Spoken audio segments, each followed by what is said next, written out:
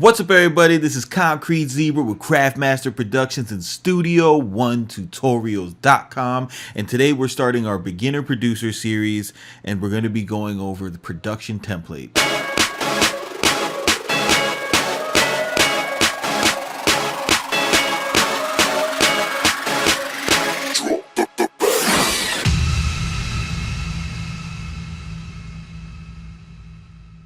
What's up, everybody? This is Concrete Zebra with Craftmaster Productions and Studio1Tutorials.com. Today we're going to be going in our first step in our beginner tutorial series. This is going to be going over the production template. I think it's the most important part of production is to set up a good template. It's going to increase your productivity at least, if you're just starting out, 1,000,000,000%. First, I want to just go over, if you guys are just starting out and you're looking for templates and just inspiration on how I make my tracks, you want to go to Studio1Tutorials.com and you want to check out my product Bag Up. What it is it's 5 Studio One 3 project files along with the MIDI, along with the stems tracked out, along with, that way if you guys don't have my VSTs, you still have the sounds. That's why the stems are important, along with the drum kit. So if you guys aren't up on your drums, you have drums, and you also get templates that work within the arranger, so that you can drop them into your Studio One template folder, and then you have 4 different production templates that you can just pop up, and then boom, you have an arrangement that you need to fill. So if you're not particularly good with arrangements, this is a fantastic look for you guys to get if you're into producing trap and hip hop. The link for the product is in the description, and also you can check out my SoundCloud link, Craftmaster Productions, and hear the 5 tracks that are in it. But let's get down to business. Okay, so if you just got Studio One and you just got the DAW and you open up a track, this is gonna be the first thing that you see, and it's gonna all you have here is what is called the arrange window. Now, what the arrange window is this is a timeline. Okay, so when you're recording music, if you were recording a piano part, here's your first bar, and you recorded 5 bars of piano. This is where you would, or 4 bars of piano. This is where you would see that come up. So the way the arrangement window works is you drag instruments into this section here, and it'll populate these channels in the arrangement window with different instruments. Now, these instruments will then be automatically routed to the mixer window. So let me show you what I mean, because what we're going to do here is we're going to build a template. And the reason why we build a template is just to completely speed up the production process. We don't want to have to open up a song every time we want to make a beat, especially if like we've got it in our head and we're trying to get down to business, we want to produce. You want this to be like a very fluid process. So for example, I'm going to go into my instruments, and if you click right here where this says instruments, this is gonna bring up all of your VSTs. So for example, I know I use Nexus a couple times on every track. Like I know, no, I don't want the update right now. What's up, Steve? Yeah, but I mean, this is what happens when you have legit Nexus too. They tell you what shit they're dropping. But anyway, so I know that I'm gonna use Nexus a couple times. Okay, I know that I'm definitely gonna use Omnisphere a couple times. All right, and oh, I don't want to deal with that right now. And I know that I'm gonna use what else is another one of my favorite plugins. I'm gonna use Contact, and I'm also going to use Electra. Where's Electra at? Okay. So those are going to be my main VSTs. Now, you want to create a template that visually makes sense. So the first thing you want to do is, this is the cool thing about Studio One is a lot of the key commands are things that you're used to, like in a word processor. If you use any Windows based program, it's going to make sense. So if you click on one row and then you press shift and you click on the one above it. You see how it highlights everything just as it would in Windows Explorer or something? That's good. Now we can affect all of these channels at the same time. If you click over here, this will bring up the ability to change the colors of everything. And I'm just going to go ahead and select blue. And the reason why I'm doing this is because I want to organize my session. So when I'm looking at the session and I'm listening, I want to be able to look up and know that all of the blue channels are instruments. Okay, now for drums. The way that I choose to do drums is, first of all, I don't fuck with impact. It's just because, and this is my own personal opinion, okay? This is, you can do whatever you want, but just because something has 16 pads on it, and just because a fucking MPC has 16 pads on it, doesn't mean that it's right for hip hop. Impact is a sampler that, it just doesn't work right, for what I do. I like Sample One. And you guys that are coming over from Fruity Loops, Sample One is going to be your boy. It's going to be the thing that makes the most sense as far as writing drums. Now, you don't have the step sequencer that you have in Fruity Loops, but you know, who gives a damn? Because most of the time when you program drums in Fruity Loops, you're going to the piano roll.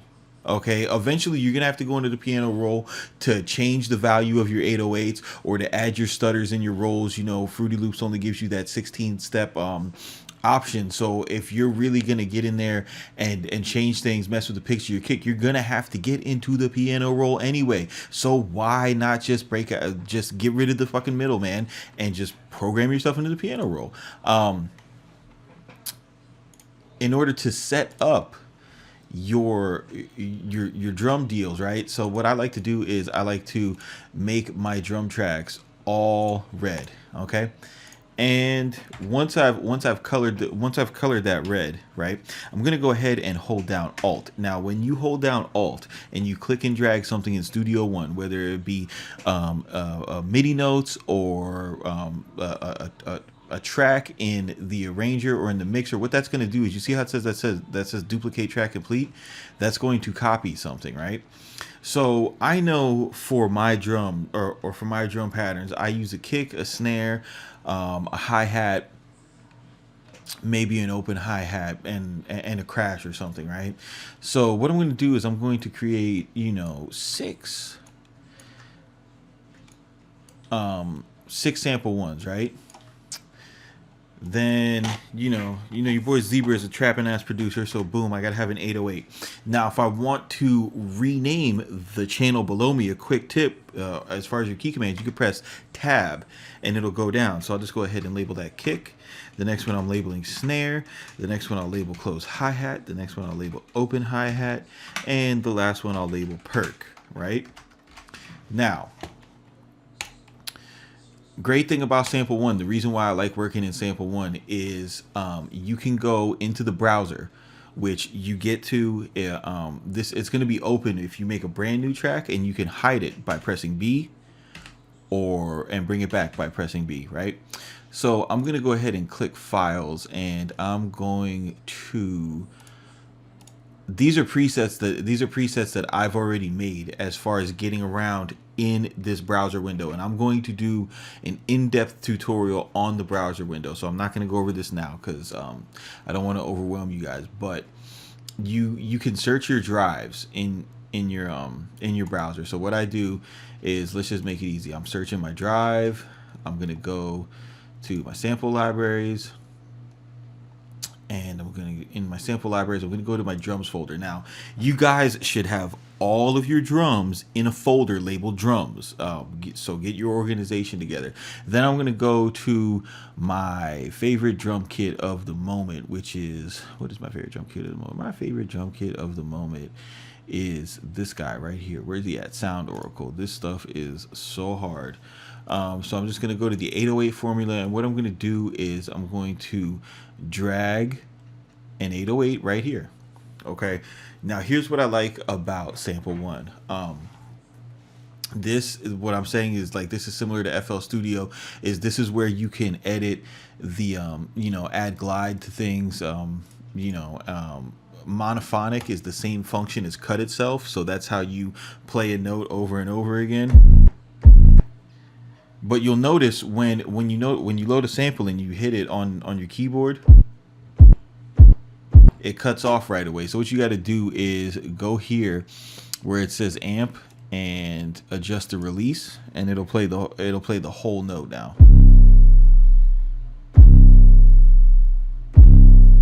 All right. So then once you have that, the great thing about this is Beast in Studio One, right? Is this section right here will browse this folder if you click previous and next. So once you have a folder set up with all of the 808s that you like, you could just go ahead and click through this instead of scrolling down and double clicking on something. And no, this makes it so easy to go ahead and get through this process. So, and then once you have that, you can click this button up right here and select store preset. Name it. Let's see. I'll name it Sound Oracle 808. You can create a subfolder for it. So you could put it. You could make your subfolder. We'll call it Trap Drums. Click OK. Then when you go to this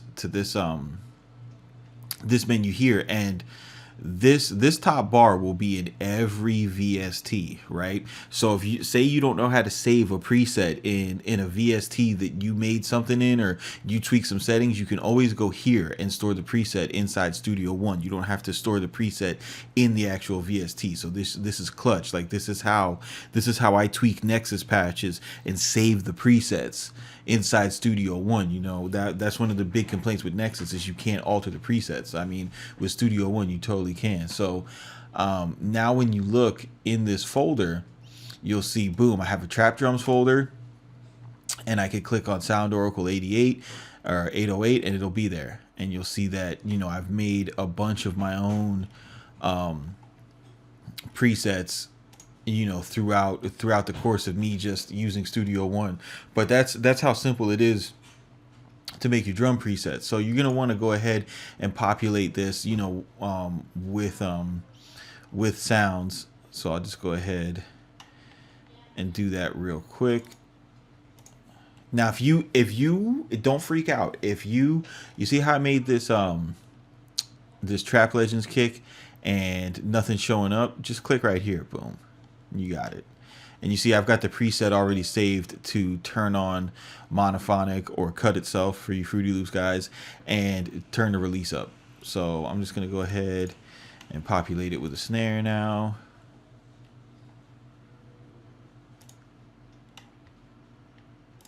And see there's no snare. Boom. There we go. Close that.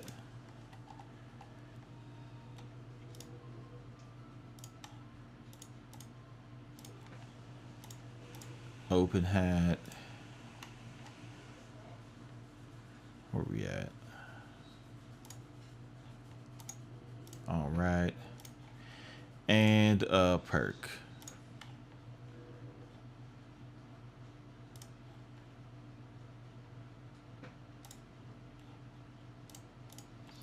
Boom. Okay, so now I have drum setup. So think of this if you're coming over from FL Studio, think of this section of the arrange window as that part that's to the left of the step sequencer where you drag your plugins to, except you don't have to left click and select add or none of that stuff. You can drag everything straight from the browser onto here, whether it be a file or anything that you want.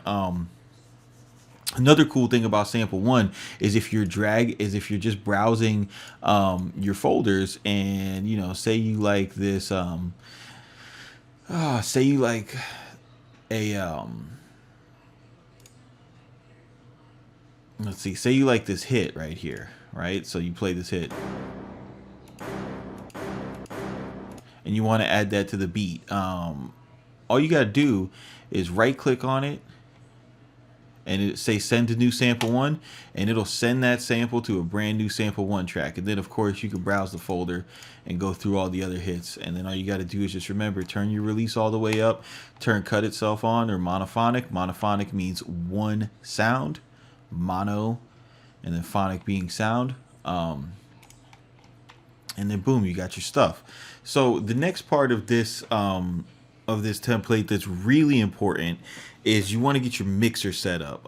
This is what's going to help you get a great mix to your sound. This is the number one, just most important thing about getting a good mix, and that's having your signal flow taken care of. You know, everybody wants to watch a fucking video about, you know, the magic plugin that's gonna make your mix pop out and sound amazing, and you know, you sprinkle this waves fairy dust on it and oh my god, I can hear all the parts. Like, no, mixing is technical, mixing is boring, mixing is about organization and small decisions that lead up to a good finished product. So first of all, what I like to do here is I like to clean up my mixer a little bit. You'll see you have all this stuff down here, these different buttons that I go over in my mixing tutorial, and I'll go ahead and put it in the playlist for you guys.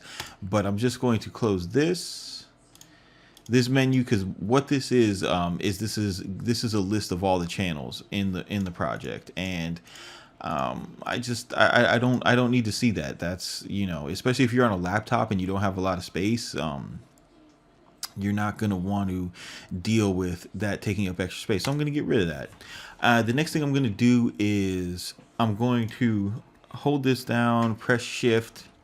Okay, so I have all these highlighted.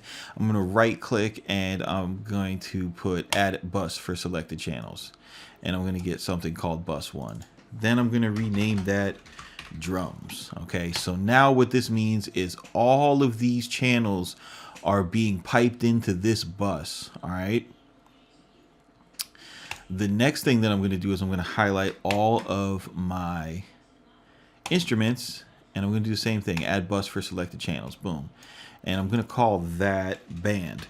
And this is a technique that was used when there was you know, back before there was DAWs, you had mixers and you couldn't automate anything, and I mean, people did automate it, but they did it through you know, human work. So there would be the engineer and a couple assistants in the room, and they would manually, you know, perform the mix by sliding the faders up and down.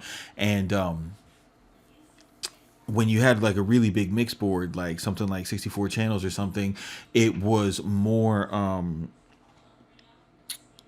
conducive to productivity to send a bunch of channels, like the drums and then the band, down to these last 2 channels. So if you had to make a small tweak, you didn't have to put your hand across, you know, 10 or 15 drum mics and then pull it down. You could just pull this down once, and it is a, you know, it's an old school signal routing trick, but it's very important to kind of start to think about mixes in this order, because this is what's going to train your mind to understanding the flow of mixing plugins, to understanding why you're putting an EQ before or after a compressor, or the orders of your plugins, period. Is just to start imagining this signal flow in your head, across the mixer and then up and down the inserts. So yeah, you want to do that. Then you want to highlight these 2, and you want to add bus for selected channels, and then you want to name this filter bus. Okay, and what the filter bus is going to do is, if you watch my Drake effect tutorial, this is where you're gonna put the EQ that you're gonna automate. If you're gonna use glitch, glitch 2, stutter edit, artillery, looperator, effect tricks, things like that, it's going to those plugins are going to wind up on this folder. Also, if you want to see your inserts, you want to collapse and expand the mixer, these are your boys right here. So Don't be afraid to click those at all. So the next thing that we're going to look at here is we're going to add, now we're just going to click into this blank space and we're going to click add bus channel. And we're going to call this the filter bypass. And what this is this is like a just in case tool. You might even never use this in every one of your tracks. You know, you might never touch this, but what this is in case you've got a bunch of like stuff that you're putting through a glitch plugin or a Drake filter or something, and then you want something like, I don't know, the vocals on the track to not be affected by that, you would send them to the filter bypass, because what that does is it, you know, literally bypasses everything you've got on this filter. The next thing that you want to do is you want to highlight these two, select add bus for selected channels, and now you're making your mix bus. And then this bus right here this is where you're gonna put all your mastering plugins. You know, your compressor, your little EQ, and your limiter to loud up the track. And then this right here is going to be the only thing that goes out to the main fader right here. And then on your main fader, you're just never gonna put plugins. Don't ask me why. Just do what I say, and you'll be good. Trust me on that one. Because that's just a big debate to get into with, you know, should you put stuff on your main channel out or not. So anyway, so now if you look, you'll see down here, this section of the mixer, this is your output. Okay, so this is telling you that this channel is going to the drum bus. Then this is telling you that this channel is going to the filter bus. Then this is telling you the filter bus is going to the mix bus, and then it's telling you everything that's in the mix bus is going to the main bus.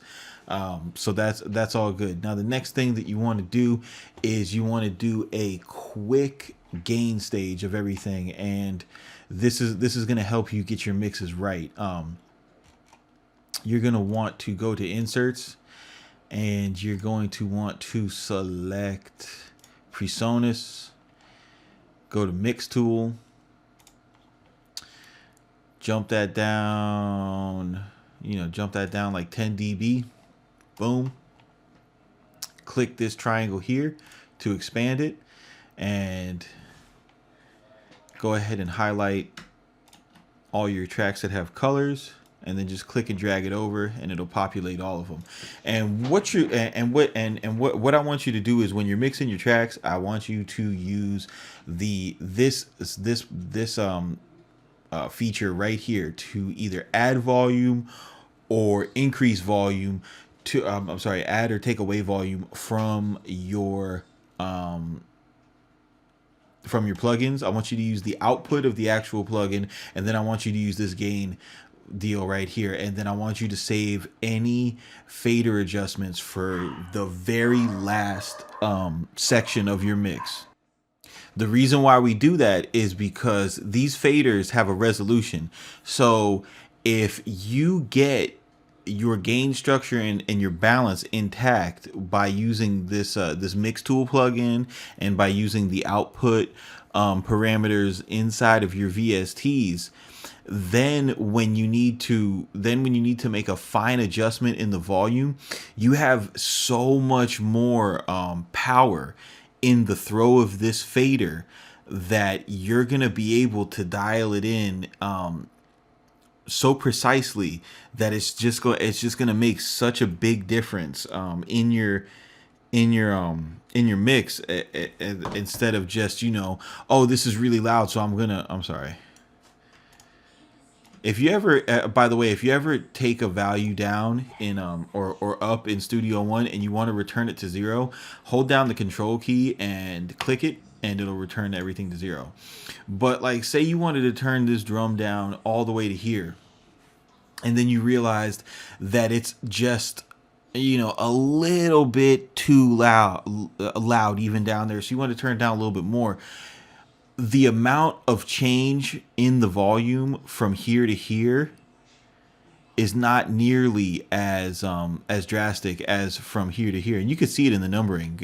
This space right here is you know, is negative 6 dB, whereas from here to here you're going from 24 to 36, so that's 12 dB. Okay, so 6 and then 12. But anyway, don't want to get too technical for you guys. Just trust me, follow my advice on that. Don't bucket. This is going to be what gives you a good mix. This shit right here, I promise you. So the last thing that I'm going to do is I'm going to add some effects channels. And the effects channels that I like to add are one more effects channel. I'm gonna highlight these, and I like to bring them in between my buses. Let's see here. Yeah, I like to bring them, you know, in between my buses and everything else. I'm gonna color them green so they're easy to see. I'm gonna color my buses white so they're easy to see, and I'm gonna color my mixed bus dark red so it's easy to see. All right, so I'm just gonna go ahead and add I'm gonna add a beat delay. I'm gonna add a reverb. I'm going to add another reverb. So I have a drum reverb, and I'm gonna add another beat delay. So I have two different delay times.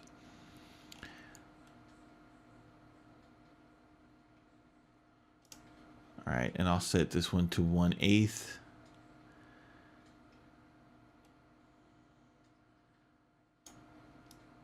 And I'll make it a ping pong delay.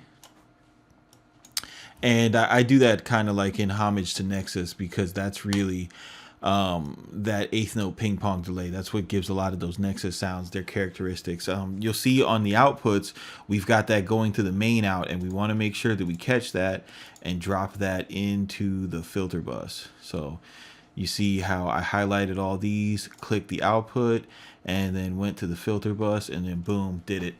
We'll go ahead and name these. This will be delay. This will be ping pong. We'll call this the hall reverb, and we'll call this the drum reverb. Okay. We'll go into here, click the send effects, select concert hall. And for this guy, go to send effects again, and we'll select SD bright, which is short for snare drum. All right, so boom, now we're all set up.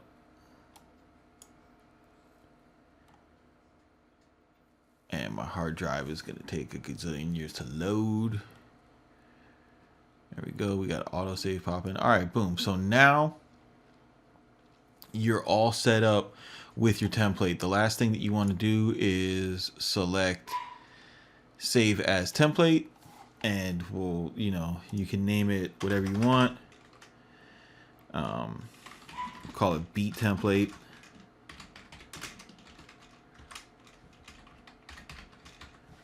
All right. And now I want you guys to just look at how much work is done for you. So if you want to pull up your mixer, you press X. All right. So let's go ahead and close this track right now so you can really see the power of this. Yeah. No, we don't want to change. Save any of the changes. So now, instead of opening up empty song and getting what we seen when we first opened up, now we can open up the beat template, call it my first song,